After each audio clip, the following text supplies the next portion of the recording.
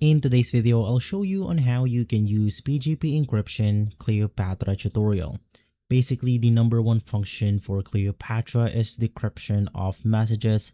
To do that, just head over to the tools function and from here navigate through clipboard and select decrypt-verify. From here, you then want to make sure that you have copied your encrypted message. So in my case, it's going to be something like this. So I'll just go ahead and copy this encrypted message that my friend sent me. And basically from there, you then want to do the same thing, which is to navigate through clipboard, decrypt/verify. And from there, it will then simply decrypt the message. Now this will automatically copy the message through your clipboard. So you can simply click on the finish button. And if we head back into something like Notepad and hit paste, we will be able to see the decrypted message. Hello everyone, this is a secret message.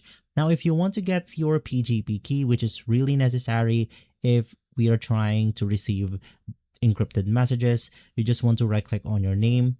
From here, click on export, and basically you can then export your PGP key right here. So in my case, I'll be saving this to my desktop.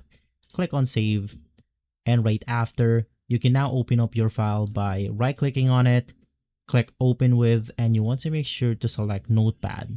Now this is going to be our PGP key. You just want to send this to your friend who will send you the encrypted message. And so if this video has been helpful, leave a like, subscribe, and follow us for more videos like this. Thanks for watching.